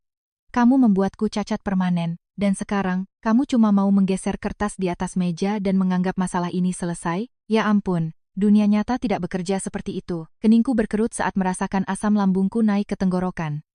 Jadi, apa sebenarnya yang kamu mau? Katakan saja langsung dan berhenti membuang waktuku. Tristan mencondongkan tubuh ke depan, menopang siku kirinya di atas meja. Matanya menyipit membentuk 2 celah kecil penuh keserakahan. Sangat sederhana, kamu mau aku menandatangani surat cerai ini dan memberimu kebebasan yang sangat berharga itu? Ya, kebebasan itu ada harganya. Aku menuntut ganti rugi 1,5 miliar rupiah yang dibayar tunai sekarang juga untuk kerugian moral, biaya medis, yang harus kubayar sendiri, dan gaji yang hilang selama aku tidak bisa bekerja. Transfer 1,5 miliar itu sekarang ke rekeningku, dan aku akan dengan senang hati menggunakan tangan kiriku untuk menandatangani kertas-kertas kecilmu ini. Kalau tidak, kamu akan menyandang nama keluargaku seumur hidupmu yang menyedihkan itu. Dan itu belum termasuk ayahku yang belum secara resmi mengajukan tuntutan pemerasan terhadapmu atas drama kecilmu semalam. 1,5 miliar rupiah, tuntutan pemerasan yang diajukan oleh pria yang menjadi kaki tangan aktif dalam pencurian 100 miliar rupiah dari keluargaku. Sungguh, mengesankan melihat sejauh mana kebobrokan manusia bisa melangkah. Mereka benar-benar sudah tersudut, tenggelam dalam utang, dan berada di ambang batas penjara. Namun keserakahan mereka yang tak terbatas dan kebutuhan mereka untuk memeras orang lain sepertinya sudah terukir abadi dalam DNA mereka. Suryo berdeham dan membusungkan dadanya untuk mendukung putranya. Tristan, benar. 1,5 miliar itu harga diskon untuk semua penderitaan yang kau timbulkan pada kami. Kalau kamu tidak membayar sekarang juga, kami akan keluar dari gedung ini dan langsung menuju Polda Metro Jaya untuk memastikan kamu didakwa dengan penganiayaan berat. Saat kamu mengemis pengampunan kami, itu sudah akan terlambat. Aku menatap mereka bertiga. Sungguh, aku tidak habis pikir bagaimana aku bisa menganggap mereka sebagai keluargaku, walau hanya untuk sehari. Tetapi alih-alih marah, absurditas situasi itu terasa sangat menggelikan bagiku. Tawa keras dan sarkastis lolos dari bibirku, bergema memantul di dinding kaca. Mereka bertiga tersentak. Mereka tidak bisa memahami bagaimana seorang wanita muda yang dihadapkan pada percobaan pemerasan yang begitu terang-terangan dan agresif, bisa mempertahankan ketenangan yang begitu meresahkan. Dan mereka takkan pernah mengerti. Di bawah cahaya kebenaran yang menyilaukan dan membakar, usaha pemerasan kecil-kecilan mereka tak lebih dari sekadar tontonan sirkus yang menyedihkan. Tepat saat tawaku mereda dan berubah menjadi senyuman mematikan, pintu ganda ruang rapat itu terbuka lebar. Masuklah seorang pria tinggi dengan keanggunan yang luar biasa. Itu sepupuku, Erlangga. Ia mengenakan setelan jas biru dongker, garis-garis berpotongan pas badan, dan membawa koper aluminium hitam matte yang sangat elegan. Aura dingin dan mencekik khas predator industri keuangan, menyertai setiap langkahnya, membuat suhu ruangan terasa turun 10 derajat Celcius. Keluarga Kusuma saling bertukar pandang dengan cepat dan gugup. Rasa teror absolut yang terus membesar mulai menguasai mereka. Erlangga tidak menyapa siapa pun. Ia berjalan lurus ke sisiku, membuka pengunci kopernya, mengeluarkan laptop raksasa ultra tipis, dan menjatuhkannya di atas meja kaca. Bunyi keras itu membuat semua orang terlonjak. Ia mengetikkan kata sandi dekripsi dengan kecepatan kilat dan memutar layarnya, agar Tristan dan Suryo bisa melihat. Mata Erlangga bak belati, dan suaranya berfrekuensi bariton yang rendah nan mematikan. Maaf sekali karena harus menyela percobaan pemerasan yang sangat menghibur, sekaligus menyedihkan ini. Tapi sepertinya Tristan terlalu meninggikan dirinya sendiri dan sangat meremehkan kapasitas investigasi perusahaanku. Kau mau 1,5 miliar? Lucu sekali. Biar kutunjukkan sesuatu padamu, lalu kau bisa memberitahuku persisnya berapa nilai kebebasanmu sendiri. Di layar muncul pindaian resolusi tinggi dari mutasi bank di luar negeri, buku, besar mata uang kripto, dan sertifikat hak milik yang memuat tanda tangan Tristan yang tak terbantahkan. Erlangga mengeluarkan pena laser perak dari saku, jasnya, dan melingkari beberapa transaksi bernominal raksasa yang diberi tanda peringatan merah. Tristan, kau kenal nomor-nomor rekening ini? Ini adalah transfer modal langsung dari rekening pribadimu ke jaringan pemberi pinjaman ilegal dan tak berizin yang terafiliasi dengan sindikat lintah darat mafia di Jakarta. Setelah itu, kau mencuci uang itu dan mengembalikannya ke rekeningmu, menyamarkannya sebagai dividen saham berimbal hasil tinggi. Semua itu agar kau bisa dengan bodohnya lolos verifikasi bank untuk mendapatkan KPR rumah mewah di Pondok Indah. Ia berhenti sejenak. Kau pikir kau itu Wolf of Wall Street yang bisa mencuci uang kotor melalui refinancing properti secara agresif? Tapi kau lupa satu hal. Setiap transfer digital meninggalkan jejak di PPATK yang tidak akan pernah bisa dihapus. Wajah Tristan mulai berubah dengan cepat, dari warna merah muda menjadi kelabu, pucat seperti mayat yang baru keluar dari kamar mayat. Ia menelan ludah dengan sangat kuat hingga suaranya terdengar. Tangan kirinya secara naluriah mencengkeram tepi meja kaca untuk menopang diri, dan matanya tetap terpaku pada layar. Tanpa berkedip, Erlangga melepaskan pukulan pamungkas. Tindakanmu jauh lebih parah daripada sekadar menjadi pengusaha yang tidak kompeten dan memalukan. Kau terlibat langsung dalam pencucian uang yang berasal dari kejahatan terorganisir, menerima uang tunai dari sindikat kriminal dan menggunakan properti miliaran rupiah atas namamu sebagai mesin cuci uang. Itu merupakan tindak pidana pencucian uang, TPPU, kelas kakap dengan transaksi mencapai belasan miliar rupiah. Pedoman tuntutan pidananya memuat ancaman penjara antara 5 hingga 15 tahun penjara. Tante Kartika, begitu mendengar kata-kata ancaman penjara asan dari pihak kepolisian, merasakan kakinya lemas dan nyaris ambruk di atas kursi kulit di belakangnya. Ia terengah-engah mencari udara. Suryo mematung total. Jas mewahnya tiba-tiba basah kuyup oleh keringat dingin. Jika mereka sudah ketakutan menghadapi kemungkinan didakwa penggelapan uang perusahaan, menyadari bahwa putra kesayangan keluarga ini sekarang menghadapi hukuman pencucian uang, benar-benar menghancurkan mental mereka. Kehancuran itu terjadi begitu cepat dan membawa malapetaka, sehingga mereka sama sekali tidak punya ruang untuk bermanuver. Aku melangkah ke depan, melipat kedua tanganku, dan menatap Tristan dengan penghinaan mutlak. Jadi, Tristan, apa kamu masih mau aku mentransfer 1,5 miliar itu? Atau kamu lebih suka Erlangga mengirim dokumen terenkripsi ini secara utuh ke Bareskrim Polri sebelum jam 12 siang ini? Aku berhenti sejenak. Aku memberimu waktu tepat 3 detik untuk berpikir. Ambil pulpen itu dan tanda tangani surat cerai ini sekarang juga dengan tangan kirimu. Atau aku dan Erlangga akan keluar dari pintu itu, dan pertemuan kita berikutnya adalah saat aku bicara padamu dari balik kaca anti peluru di Rutan Cipinang. Tristan hancur sepenuhnya.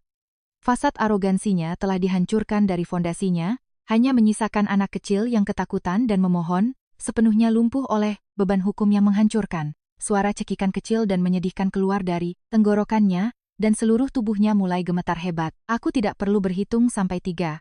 Ia dengan canggung meraih pulpen berat, itu dengan tangan kirinya dan, dalam kepanikan yang putus asa, mencoretkan tanda tangannya yang berantakan, dan nyaris tak terbaca di setiap halaman perjanjian cerai. Ketika ia menyelesaikan halaman terakhir, ia praktis mendorong tumpukan dokumen tebal itu kembali ke arahku. Ia bernapas dengan susah payah dan menatapku dengan mata yang besar dan memohon. Aku sudah tanda tangan. Aku tanda tangan semuanya. Tolong biarkan aku tenang. Jangan kirim file-file itu ke polisi. Aku mohon padamu, Kirana. Aku mengambil dokumen itu, memeriksa setiap baris tanda tangan dengan teliti untuk memastikan kekuatan hukumnya dan menyimpannya dengan hati-hati ke dalam tas kerjaku. Aku tidak menentukan takdirmu, Tristan. Pihak berwajiblah yang menentukannya. Kamu memanen persis apa yang kamu tabur. Aku dan Erlangga membalikkan badan tanpa memberikan pandangan kedua dan keluar dari ruang rapat, meninggalkan 3 orang yang benar-benar telah hancur lebur tenggelam dalam sumur keputusasaan dan teror yang mencekik. Selesai sudah. Aku telah merebut kembali kebebasanku secara bersih dan mutlak. Di luar gedung pencakar langit itu, energi jalanan Sudirman terasa lebih ringan, lebih terang dari sebelumnya.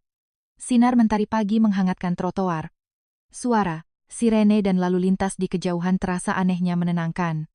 Aku berjalan dengan langkah panjang dan percaya diri di samping Erlangga. Kami baru saja membuang sebuah beban yang sangat besar. Aku merasa seolah batu seberat 10 ton telah diangkat dari dadaku. Di belakang kami, terdengar suara panik langkah kaki yang terseret-seret. Tristan, Suryo, dan Kartika keluar dengan terhuyung-huyung melewati pintu putar kaca lobi gedung. Mereka berjalan membungkuk, benar-benar kalah, tanpa mengucapkan sepatah kata pun. Mereka mungkin sedang berusaha mati-matian, menyusun strategi pelarian yang mustahil. Atau mungkin mereka masih syok, menyadari bahwa dinasti mereka yang selama ini dianggap tak tersentuh telah kumusnahkan dalam waktu kurang dari 24 jam. Tepat saat mereka menginjakkan kaki di trotoar, sebuah pemandangan spektakuler tersaji di tepi jalan dan langsung menarik perhatian para pengusaha dan pejalan kaki yang lewat. Terparkir tepat di depan gedung adalah sebuah Mercedes Maybach S-Class hitam matte berukuran raksasa dan tanpa celah. Kacanya digelapkan sepenuhnya. Kendaraan itu memancarkan kekayaan yang diam, mengerikan, dan tak terbayangkan. Berdiri di samping pintu belakang, mempertahankan postur yang tak mencolok namun sangat mematikan, adalah Kapten Cakra, kepala keamanan pribadi yang telah mendampingi kakek Sudirman sejak masa-masa awal pembangunan imperiumnya. Kapten Cakra mengenakan setelan gelap yang dijahit sempurna. Rahangnya persegi dan keras, dengan mata super awas khas pria yang telah selamat dari 1000 peperangan baik, literal, maupun korporat di dunia bisnis elit. Melihatku keluar, ia maju selangkah dan memberiku anggukan hormat yang singkat, namun sangat dalam. Suara beratnya yang penuh otoritas terdengar jelas di atas, bisingnya jalanan. Nona muda Hadiningrat, Eyang Anda sudah menunggu kembali di kediaman. Perimeter sudah diamankan. Aku tersenyum merasakan gelombang kehangatan dan mengangguk pelan. Selamat pagi, Kapten Cakra. Terima kasih sudah jauh-jauh datang ke pusat kota. Bagaimana kabar Eyang? Bapak Hadiningrat sedang dalam suasana hati yang sangat baik, Nona. Beliau memberi saya perintah tegas dan tak bisa ditawar untuk mengawal Anda kembali ke villa keluarga dengan protokol keamanan tingkat tertinggi. Silakan, lewat sini. Kapten Cakra melangkah maju dengan wajar dan membuka pintu belakang Maybach yang berlapis baja tebal, meletakkan tangannya yang besar di atas bingkai pintu untuk melindungi kepalaku saat aku masuk ke dalam interior kulit yang mewah. Seluruh rangkaian kejadian itu mungkin hanya berlangsung selama 45 detik, tetapi itu sudah cukup untuk memicu gempa bumi apokaliptik di benak ketiga anggota keluarga Kusuma yang mematung di atas semen, menyaksikan pemandangan itu. Mata Suryo seakan mau keluar dari rongganya. Mulutnya terbuka begitu lebar hingga ia tak mampu mengucapkan satu suku kata pun. Kaki Tante Kartika menyerah sepenuhnya, dan ia harus berpegangan mati-matian pada tempat sampah kuningan agar tidak jatuh ke trotoar yang kotor.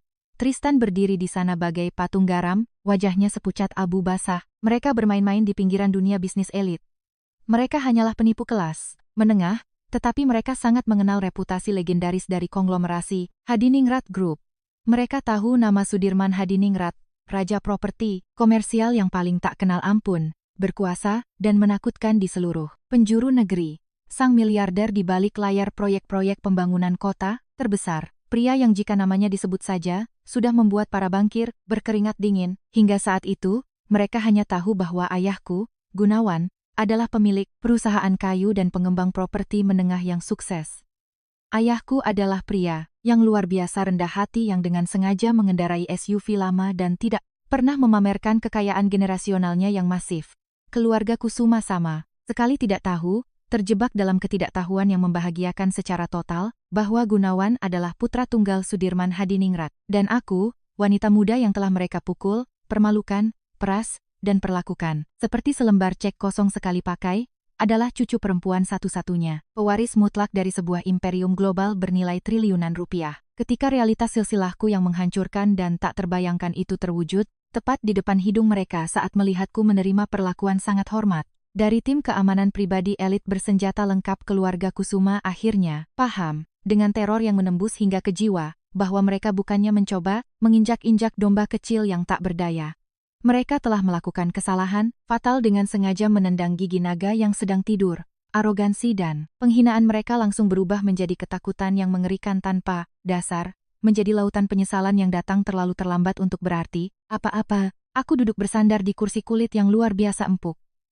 Pintu berlapis baja, yang berat itu tertutup dengan bunyi berdebum padat yang mirip pintu brankas, menyegelku selamanya jauh dari dunia parasit-parasit menyedihkan itu. Maibah, itu melaju lembut meninggalkan tepi trotoar. Melalui kaca jendela yang digelapkan dengan pekat, aku melihat Suryo Kusuma jatuh berlutut di atas trotoar. Jakarta yang kotor dan menutupi wajahnya dengan kedua tangannya, sepenuhnya ditelan oleh kehancuran mutlak. Mereka sendiri yang telah menggali kuburan, mereka, dan tagihan atas keserakahan serta kekejaman mereka akhirnya jatuh. Tempo. Maibah melaju hening menyusuri jalan tol Jagorawi, meninggalkan hutan beton. Ibu kota. Pemandangan berangsur-angsur berubah menjadi perbukitan hijau yang luas, dan rimbun di kawasan Jawa Barat. 1,5 jam kemudian, kami melewati gerbang besi tempat raksasa dari sebuah villa megah yang tersembunyi di pedalaman Sentul Highlands, dikelilingi pohon-pohon pinus berumur puluhan tahun. Itu adalah benteng yang dibangun kakek Sudirman untuk masa pensiunnya. Aku turun dari mobil, menyusuri jalan setapak berbatu alam, dan masuk ke ruang tamu utama rumah yang sangat megah. Kakekku sedang duduk di kursi kulit di sebelah perapian batu besar yang menyala, menuangkan secangkir kopi hitam untuk dirinya sendiri. Meskipun usianya sudah 80 tahun dan rambutnya memutih, sepenuhnya, matanya memancarkan kelicikan dan keganasan yang persis sama seperti dulu. Kamu sudah pulang, Kirana. Sini. Duduk bersama Eyang, katanya sambil menepuk lembut kursi di sebelahnya, dengan senyum hangat dan bangga. Aku mendekat, menjatuhkan diri di kursi berlengan itu, dan menerima cangkir porselen yang ia tawarkan. Kakekku mempelajari wajahku dengan saksama, memperhatikan ekspresiku yang sepenuhnya tenang dan tak tergoyahkan. Lalu, mengangguk dengan persetujuan mendalam. Kamu bertindak sangat spektakuler hari ini, sayang. Kamu menetralisir ancaman, itu dengan ketepatan bedah, tanpa drama yang tidak perlu atau sirkus media. Hadiningrat Group akan membutuhkan pemimpin dengan darah dingin semacam itu di masa depan. Aku menyesap kopi hitam itu. Kepahitan awalnya menghilang dan digantikan oleh kehangatan yang dalam, kuat, dan menenangkan. Eyang. Tristan sudah menandatangani surat cerainya, dan Erlangga sudah mengamankan semua bukti, penipuan dan pencucian uang mereka. Mulai detik ini, aku menyerahkan nasib mereka sepenuhnya ke tangan Eyang dan Ayah.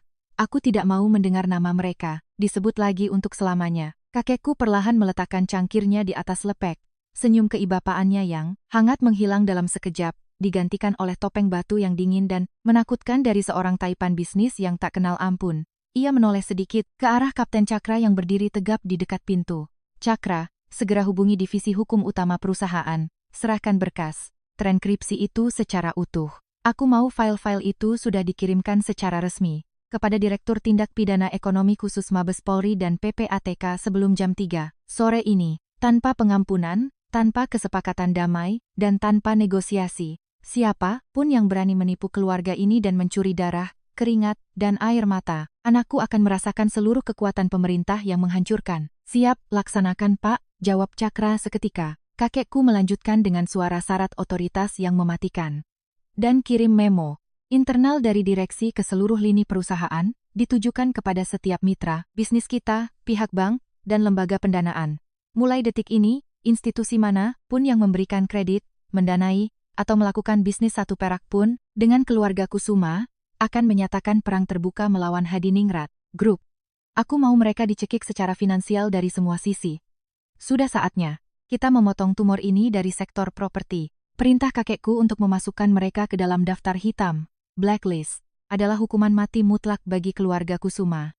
Tidak ada satupun bankir atau pengembang di Indonesia yang mau bunuh diri dengan menjadikan Sudirman Hadiningrat sebagai musuhnya hanya demi menyelamatkan sebuah keluarga penipu yang sudah bangkrut.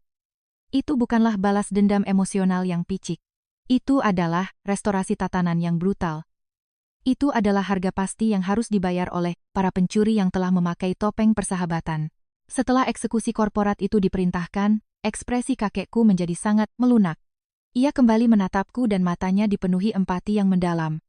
Mereka menceritakan semuanya kepadaku tentang Lestari, ibu mertuamu. Wanita yang sangat malang yang telah menanggung penganiayaan tak terbayangkan selama puluhan tahun. Kita akan menghancurkan para pelakunya tanpa ampun. Tetapi seorang Hadiningrat tidak pernah menelantarkan orang yang tak bersalah. Ia kembali memberi isyarat kepada Cakra dan menambahkan, Cakra, cari tahu siapa pemilik gedung apartemen lama di kawasan Tebet, Jakarta Selatan. tempat Lestari tinggal sebelum ia melakukan kesalahan menikahi Suryo. Beli unit apartemen itu melalui salah satu perusahaan pribadiku. Balik nama sertifikatnya sepenuhnya atas nama Lestari dan serahkan langsung kunci-kuncinya di kamar rumah sakitnya. Katakan padanya bahwa itu adalah tanda penghormatan yang sangat dalam dari keluarga kita. Aku mau memastikan dia menghabiskan sisa tahun-tahunnya dalam kedamaian dan kenyamanan mutlak. Orang baik harus diberi ganjaran. Kita tidak akan membiarkan dia berakhir di jalanan saat kapal bajingan itu tenggelam. Mendengar kata-kata kakekku, air mata kembali tumpah dari bulu mataku. Di balik topeng menakutkan sebagai patriark miliarder yang tak tersentuh itu, ia memiliki hati yang sangat murah hati dan sangat adil. Ia tahu persis bagaimana cara memisahkan monster dari korbannya. Keputusannya melepas simpul kecemasan terakhir yang masih kurasakan di dadaku. Lestari akan aman, jauh dari pukulan, dengan sebuah rumah yang tenang, lunas sepenuhnya, dan dijamin untuk sisa hidupnya. Kegelapan mencekik yang telah menyelimutiku selama 24 jam terakhir, lenyap seketika, digantikan oleh cahaya terang dari belas kasih dan keadilan. Hanya seminggu setelah Eyang Sudirman mengeluarkan perintahnya, keluarga Kusuma hancur lebur secara mematikan. Semua bank utama membekukan rekening mereka dan segera menyita properti di Pondok Indah serta aset-aset mereka di Jakarta. Mitra bisnis memutus semua hubungan dalam semalam. Skandal perusahaan cangkang dan penipuan transaksi perbankan itu mencapai halaman depan surat kabar nasional, dan para kontraktor yang marah karena tidak dibayar, bahkan datang berdemo di depan properti mereka. Keluarga itu saling menyerang dengan ganas satu sama lain, saling berteriak dan menyalahkan saat mereka menatap jurang kehancuran total. Suryo mencoba kabur dari negara ini pada dini hari. Ia mencoba mengemudikan SUV sewaan ke pelabuhan Batam dengan niat menyeberang ke luar negeri yang tidak memiliki perjanjian ekstradisi. Tetapi petugas penegak hukum dan penyidik Bareskrim mencegahnya bahkan sebelum ia bisa keluar dari wilayah pelabuhan, dihadapkan pada tumpukan bukti digital yang menghancurkan dan tak terbantahkan, yang telah diserahkan Erlangga kepada pihak berwenang, baik Suryo maupun Tristan, tidak bisa mengelak dari dakwaan di pengadilan. Proses hukum berlangsung cepat dan tanpa ampun. Hakim ketua tidak memberikan perlakuan khusus atas kekayaan yang dulu mereka miliki. Suryo Kusuma divonis 12 tahun kurungan di Lapas Sukamiskin atas penipuan transaksi elektronik, penggelapan uang perusahaan, dan penggelapan pajak. Selain itu, semua aset yang masih mereka miliki disita oleh negara dan dilelang, dan uang 100 miliar rupiah dikembalikan sepenuhnya ke perusahaan ayahku, Tristan, setelah mengaku bersalah atas tindak pidana pencucian uang dan persekongkolan untuk melakukan penipuan, dijatuhi hukuman 4 tahun di rumah tahanan dengan tingkat keamanan menengah. Istana kartu yang rapuh miliknya, yang dibangun sepenuhnya di atas kesombongan dan kebohongan, runtuh berantakan. Ia akan menghabiskan sisa tahun-tahun masa mudanya, membayar kejahatannya di balik jeruji besi yang dingin. Itu bukanlah balas dendam. Itu hanyalah penerapan hukum yang meluluh lantakan. 6 bulan kemudian, badai telah berlalu sepenuhnya, dan hidupku kembali mendapatkan stabilitas yang indah dan tenang. Aku tidak lagi mengingat malam pernikahanku yang penuh bencana itu dengan rasa pahit atau trauma. Kini aku melihatnya sebagai pelajaran yang sangat berharga tentang kedewasaan, kekuatan, dan tentang mengetahui secara pasti bagaimana cara melindungi apa yang benar-benar penting. Ayahku juga telah berhasil pulih dari pengkhianatan menyakitkan dari orang yang dulunya adalah sahabat terbaiknya. Ia telah mendelegasikan sebagian besar operasional perusahaan sehari-hari kepada Erlangga, dan akhirnya menghabiskan hari-harinya menikmati masa semi pensiun yang layak dan tenang. Di sebuah sore yang sejuk di akhir musim hujan, aku berkendara ke villa di puncak untuk mengunjungi kakekku.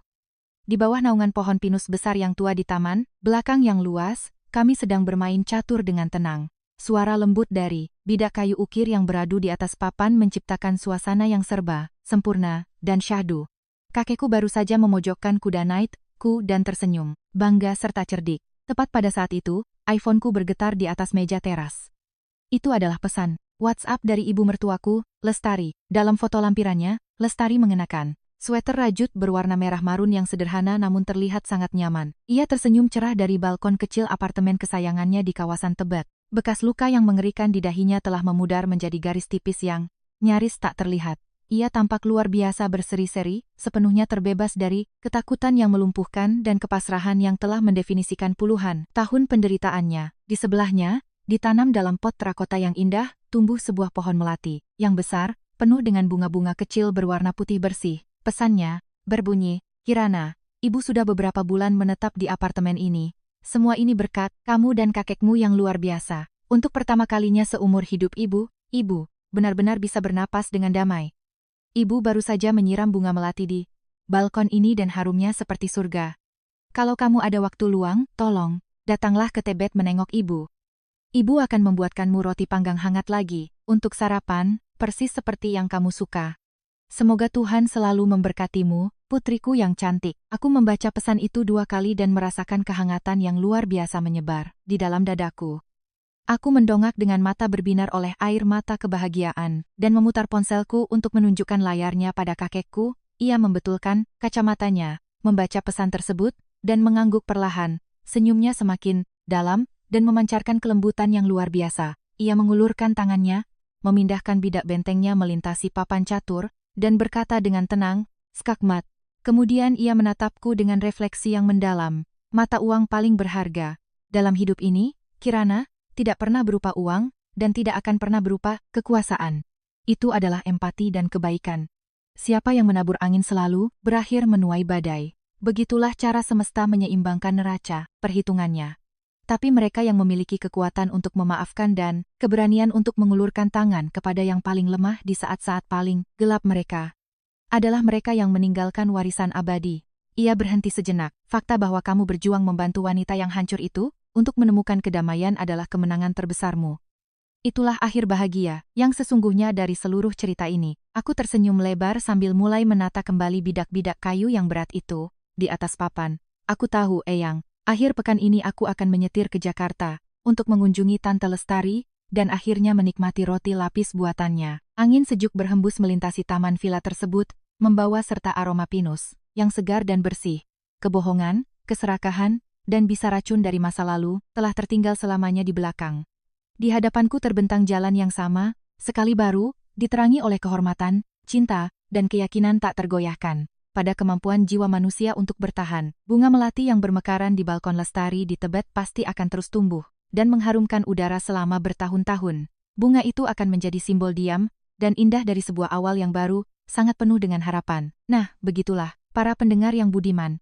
Setelah sebuah cerita yang penuh dengan plot twist yang begitu intens dan dramatis, namun juga sangat manusiawi, yang dibintangi oleh Kirana yang pemberani dan Lestari yang tangguh, aku yakin, banyak dari kita yang merenungkan kehidupan kita sendiri.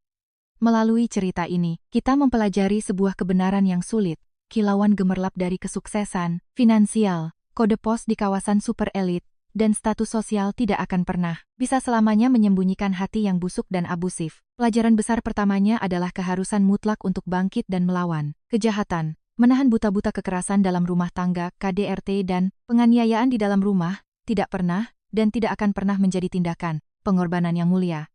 Itu adalah racun toksik yang sedikit demi sedikit mencekik setiap kemungkinan untuk menemukan kebahagiaan sejati.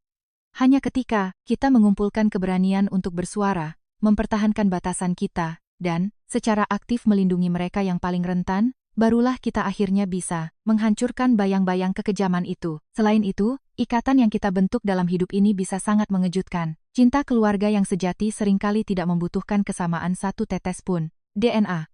Ikatan itu ditempa melalui empati, perlindungan yang gigih, dan kemanusiaan yang autentik. Dua wanita yang hanya berbagi gelar hukum menantu dan ibu mertua selama beberapa jam yang kacau, pada akhirnya saling memberikan cinta, tanpa syarat yang menyelamatkan nyawa, cinta yang bahkan akan membuat iri banyak kerabat sedarah. Mereka yang bertindak dengan hati yang bersih dan terhormat selalu akan memanen hasil yang indah pada akhirnya. Dan mereka yang menabur penderitaan, keserakahan, serta kehancuran, cepat atau lambat, tanpa keraguan sedikit pun, akan berakhir membayar harga atas tindakan mereka. Kami berharap dengan tulus agar Anda sekalian selalu menjaga hati yang baik dan toleran, diiringi dengan kemauan baja untuk hidup sepenuhnya, dalam damai, dan tanpa satu penyesalan pun. Terima kasih banyak telah menemani kami dan meluangkan waktu Anda untuk mendengarkan kisah hari ini. Kami mendoakan kesehatan bagi Anda semua, kedamaian di rumah Anda, dan kebahagiaan yang tak terhingga.